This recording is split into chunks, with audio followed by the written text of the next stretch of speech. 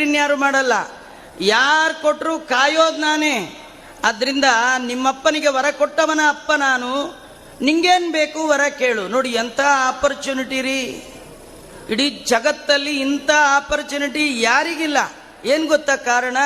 ಎಲ್ಲರೂ ಬೇಕಂತ ಕೂತವ್ರೆ. ಏನು ಬೇಕು, ಅದು ಬೇಕು, ಇದು ಬೇಕು, ಲಿಂಗದೇಹ ಭಂಗ ಆಗಬೇಕು ಕೇಳ್ಕೊಂಡು ಕೂತವ್ರೆ. ಏನೂ ಬೇಡಲಿಲ್ಲ, ಕೇವಲ ಭಗವದ್ಭಕ್ತಿ. ವಾಸುದೇವೇ ಭಗವತಿ ಯಸ್ಯ ನೈಸರ್ಗಿಕಿ ರತಿ. ಪ್ರಹ್ಲಾದರಾಜರಿಗೆ ಭಗವದ್ಭಕ್ತಿ ಬೈ ಪ್ರಾಕ್ಟೀಸ್ ಬಂದದ್ದಲ್ಲ, ಹುಟ್ಟು ಗುಣ, ಸುಟ್ರು ಹೋಗಲಾರದ್ದು.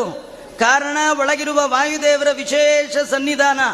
ವಾಯುನಾಚ ಸಮಾವಿಷ್ಟ ಅಂತೇನು ವರ್ಣನೆ ಮಾಡಿದ್ದಾರೆ.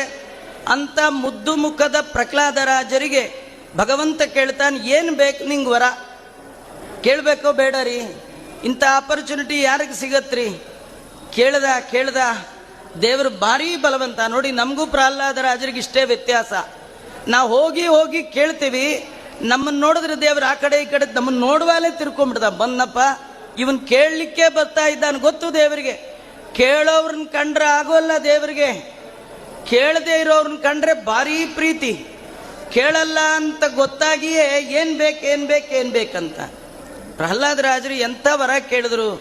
ಅವರಂತಾರೆ,